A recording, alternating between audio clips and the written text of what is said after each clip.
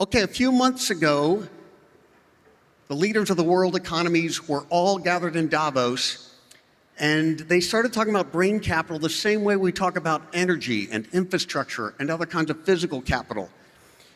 And the story began there, and I'm going to invite Rodrigo and Susan to come up on stage as we look at just a teaser of what's going to come. This is a video of what took place in Davos, the conversations, and the opportunity that we're growing here with brain capital.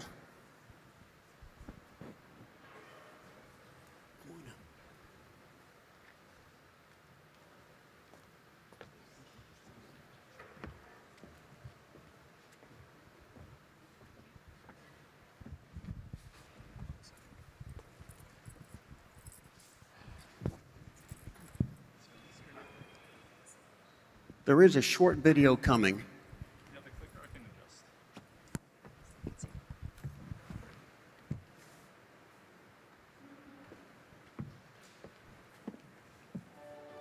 Around the world, behavioral health systems are under growing strain. Too often, the support people need is out of reach, and many countries are struggling to keep up with rising demand. The cost of that gap is enormous. By 2030, brain disorders are projected to cost the global economy $16 trillion every year.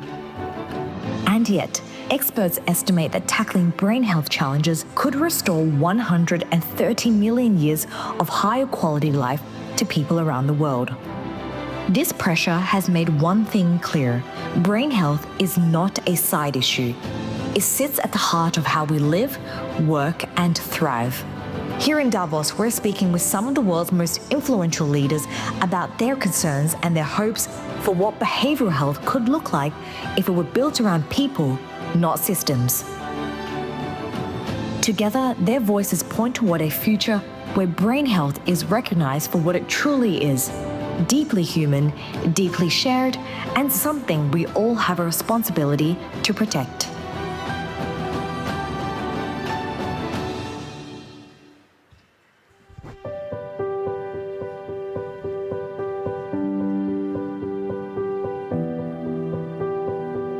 Ready? All right, if you can please find your seats, we're going to get started shortly. And I'm looking at you, right? Yep, ready here? Okay.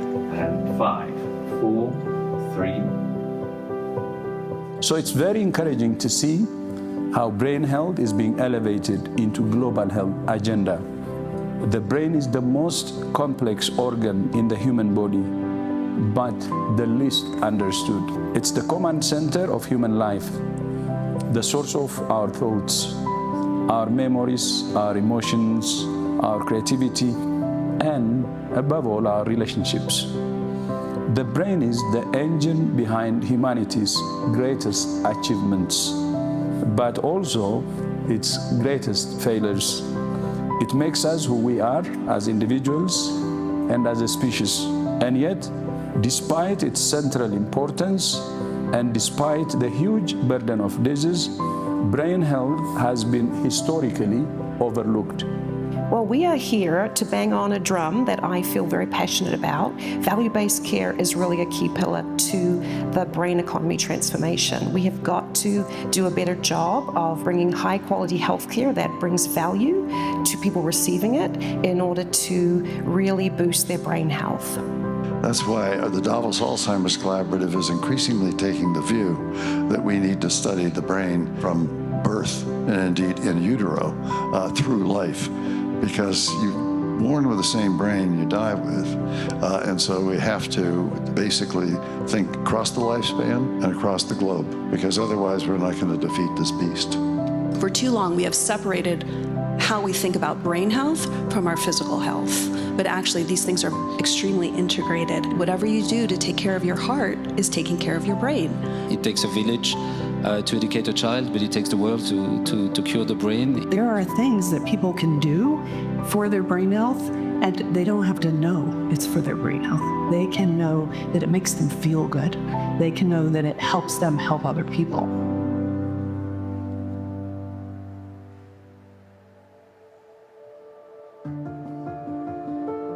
We want to make sure that members and patients are getting the right care at the right time and the right place. And they're doing that every single time. And that obsession with making sure that people are getting the right care at the right time, at the right place, happening every single time is core to what a value-based system is. And that drives quality, drives outcome, focus on prevention, the right care that people need to get. If we are really serious about brain health, brain capital, the brain economy, we are going to have to fix the healthcare system. If the model only succeeds in the wealthiest countries, those with the most resources, then we're not creating value, we are selecting for it. Innovation doesn't always need to be high tech. It doesn't need to be something that has not been thought of before. About 2 years ago in North Carolina, we took on something called the Healthy Opportunity Pilot. And we said if we took our most vulnerable Medicaid patients and gave them access to free nutritious food and other stress and behavioral health tools, what would happen to their healthcare spend? Well, we actually showed in about 12 to 18 months, when you make that investment, you get a reduction in use of about $96 per beneficiary per month. We launched a set of North Star goals about 2 years ago that's 90, 90, 90 by 2033. So 90% of people screened for mental health and substance use, 90% getting the evidence-based treatments they need, and 90% moving towards recovery by 2033.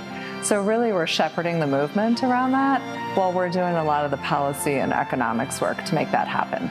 If you think about global GDP expenditure on healthcare, if we can bend that cost curve down, which Catalyte is articulating a strategy for and mobilizing other big players around, that's great for global GDP to reduce the expenditure and then to drive better brain performance and brain capital in societies. I read a statistic that 1/3 of the economic growth in advanced economies over the last century has been due to health improvements.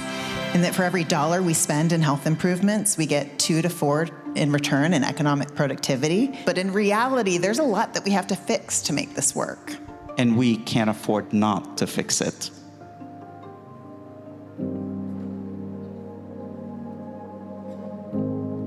We have all these leaders gathered today. What is the one message? What is the call to action that you have for global leaders around healthcare? Well, the critical message is we have to do this right, not just because it's morally right, but because it's right financially. And that is why we're reframing mental health in the terms of brain capital and brain skills, because now this is not something we can just leave to chance. We have to be intentional about the kind of skill development to help people live their most optimal lives, and not just in the health area, but overall in society. Everyone across the world, whether you're a political leader, a business leader, or a family leader, needs a brain economy plan. We need brain economy plans for the world, for nation states, for cities, for businesses, and for families. So everyone should get their thinking hats on and think about what is their personal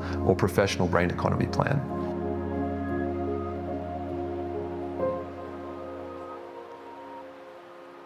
But it can be solved, and it doesn't require heavy machinery, high technology. It just requires a willingness to be able to do it. We can't do this alone. We can only determine what we can control and get as good as possible in it to become attractive to others to work with us. That's on us to be able to prove to governments, to societies, that this investment in innovation is going to create a health and economic return. Our shared goal is simple and profound: to enable every person in every country to achieve their full cognitive, emotional, and social potential.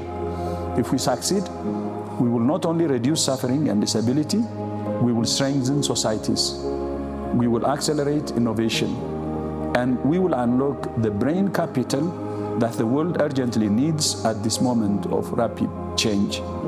Together, across sectors, disciplines, and geographies, we can transform the future of brain health for all people everywhere.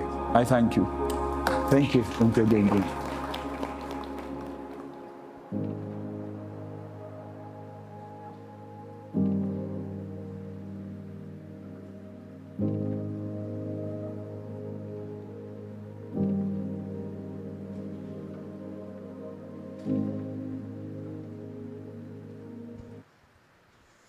That is nicely done, and that is just a glimpse of what is to come. Joining me on stage here is Susan Armiger and Rodrigo Maz of Catalyte.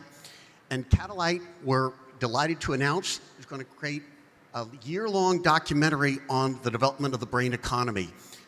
Before we talk about the documentary, if you would just share a little bit about Catalyte, what you all are doing and your mission, and then we'll get to the documentary.